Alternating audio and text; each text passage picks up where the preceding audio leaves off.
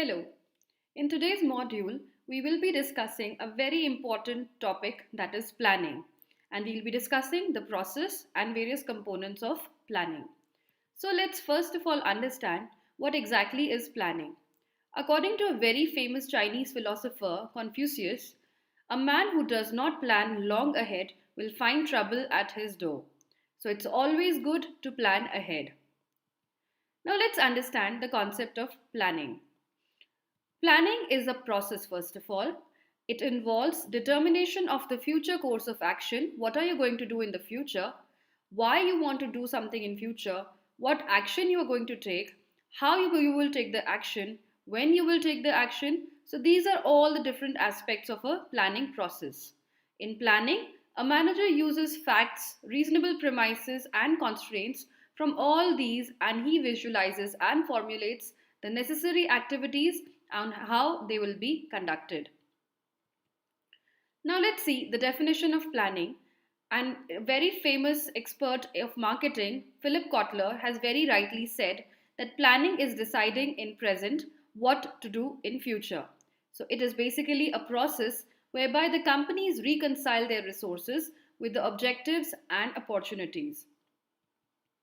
Now let's see the various steps involved in planning. The first step of planning is to set objectives. The second step is to establish planning premises. Third step is searching alternatives.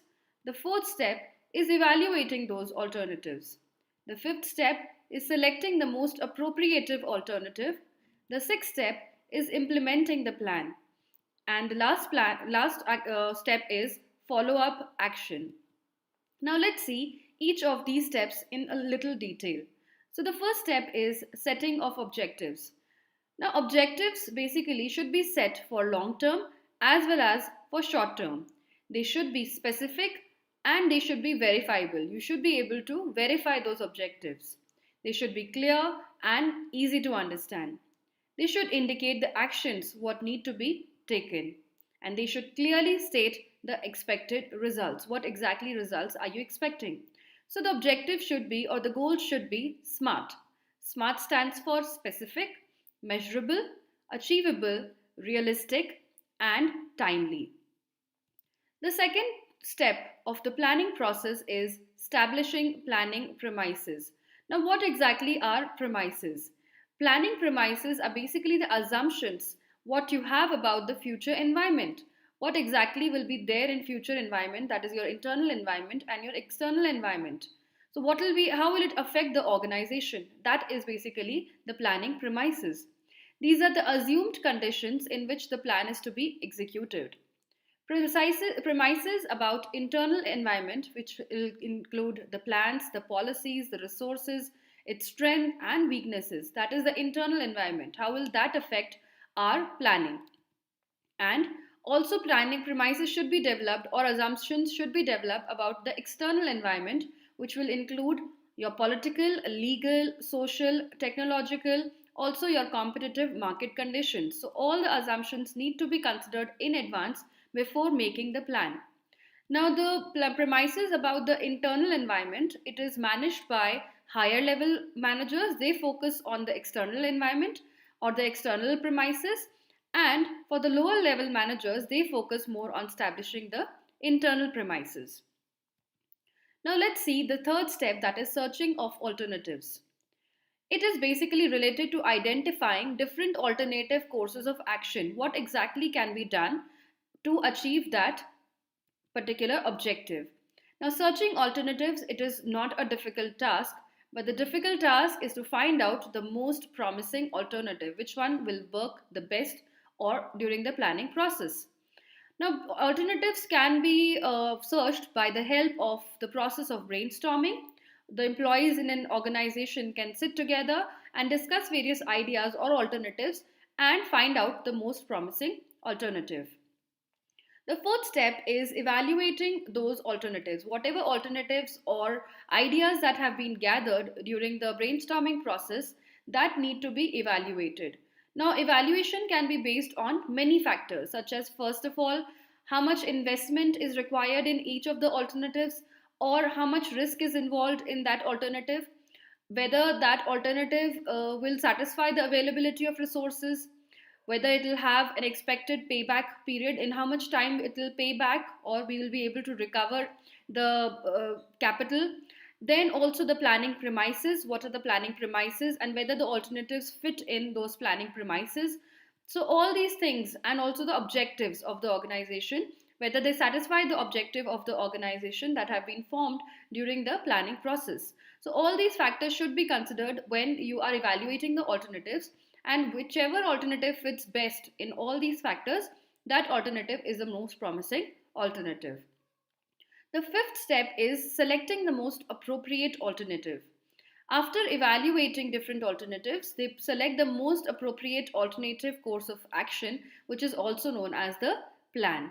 Sometimes planners, they also select two or more plans rather than one. So in case if one plan fails, they are ready with another plan. The sixth step is implementing the plan. Implementation requires manager to perform three other management functions along with planning, that is organizing, directing, and controlling. So it goes hand in hand with planning. So managers, they assign various tasks and responsibilities to their subordinates, and they ensure that there is a timely supply of needed resources to implement that plan. Communication is also important, and explaining of the plans to the person responsible for the implementation is important on the part of the managers. Also, the managers need to direct, motivate, and provide the right kind of leadership for effective implementation of the plan. They should also ensure that the performance is as per the plans. The last step is the follow-up action. This step, it mainly involves the controlling function of the management, where the leaders or the managers or the planners, they should regularly monitor the progress of the plan, whether it is going according to their premises or their pre-assumed conditions.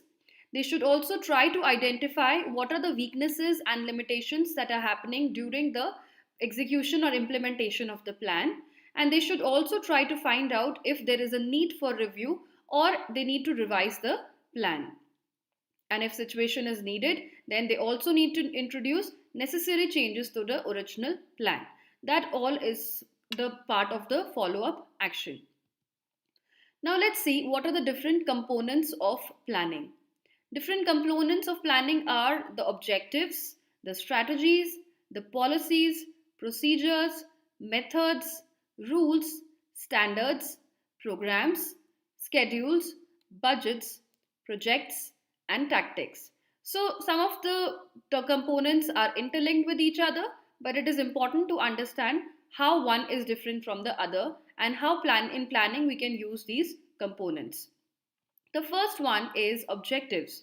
Now, what exactly are objectives? They are the desired results, as earlier discussed, they are the desired results that an organization wants to achieve within a specified time period. And as we discussed, they should be SMART. They are also known as the purpose, mission, or the goals. The second component is strategies. The purpose of strategy is to give directional clues to the organization to achieve its objective. Now, what is the difference between objective and strategies? Objectives are what to do, and strategies are how to do that, how to achieve that. That is the basic difference between objective and strategies. Let's see the third component of planning, which is policies. Policies are the guidelines that will help in decision making. These are basically the set boundaries around which the decisions need to be made or based. The fourth component of planning is procedures. They are the method of handling the future activities. How are we going to handle those activities? They are the chronological sequence of steps that are to be taken to accomplish a specific task. Now let's see the fifth component of planning, which is method. It is basically the prescribed way of completing a step in a procedure. So it is a component of procedure, and it consists of all the tools, techniques, and resources that are needed to accomplish that particular step of the procedure. So method is a part of procedure. What are rules? Rules are basically specified recorded statements that will help direct what must or must not be done in a given situation. So they give you a sense of direction. What are standards? They are basically a measurement. It is a measure against which the level of performance is measured or evaluated. So, whatever we perform, we measure it with the standard and see if we are going in the right direction or not. It is basically a basis of control. Now, the next component of planning is programs. It is an action plan that consists of a sequence and timing of steps which is necessary to achieve the objective. It also indicates the persons which are responsible for performing those actions. So, it is a part of plan, but it also showcases which person is responsible for performing which action. It is also supported by budget. So, every action that needs to be done is supported by how much budget it will be requiring. So that basically is a program. The ninth component of planning is schedule. It is an operational plan which indicates the time of. So here the main component is time. So it will showcase what is the time of the commencement of plan, what are the different stages of plans and how much time each stage will take, and finalizing of the task. Next component of planning is very important, that is budget. So budget is a statement of expected results expressed in numerical terms. It is the number, it is stated in numbers. So it can be your sales budget, it can be a production budget, it can be your cash budget. And the next one is projects. It is a smaller action plan and a distinct part of the program. The next one is tactics. It is a short-term action plan for implementing strategies. So these are the various components of planning, and I hope you enjoyed this module of planning. Thanks for watching. If you enjoyed this video, then please like, share and subscribe. Thank you.